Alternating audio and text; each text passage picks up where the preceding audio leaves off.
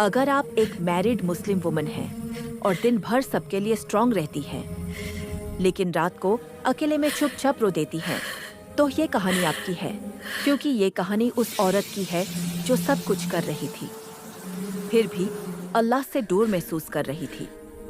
عائشہ صبح 5 بجے اٹھتی تھی، الارم نہیں، ذمہ داریاں اٹھا دیتی تھی۔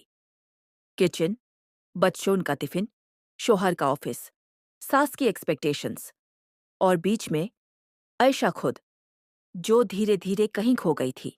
وہ نماز پڑھتی تھی پر دل نہیں ہوتا تھا، وہ دعا کرتی تھی پر آنکھوں میں آنسو نہیں آتے تھے، صرف تھکان ہوتی تھی۔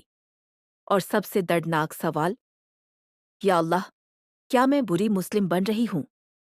ایک دن اس نے انسٹاگرام کھولا، لوگ لکھ رہے تھے پرفیکٹ مارننگ روٹین، 5 بجے اٹھنے والی موم، دین اور دنیا دونوں پرفیکٹ۔ عائشہ نے فون بینڈ کر دیا۔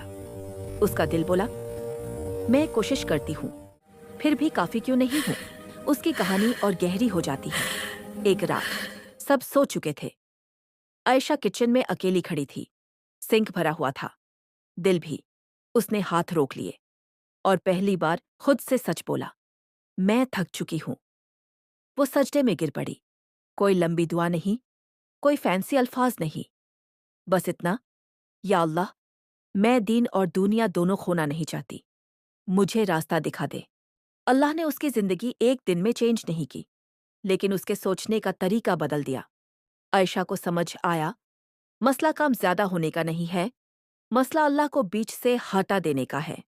اس نے ایک چھوٹا ڈیسیژن لیا، نماز کے بعد کام۔ اگلی صبح اس نے برتن اٹھایا اور دھیرے سے کہا، بسم اللہ، or far.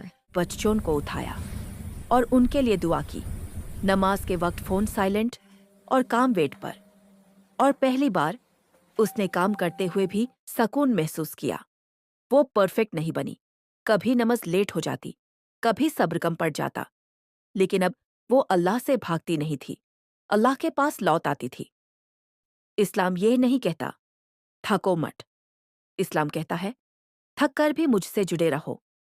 عائشہ نے سیکھا، تھکنا کمزوری نہیں، گلٹ میں رہنا غلطی ہے۔ اللہ ایفرٹ دیکھتا ہے، پرفیکشن نہیں۔ اور شاید یہ بات آپ کو بھی سننی تھی۔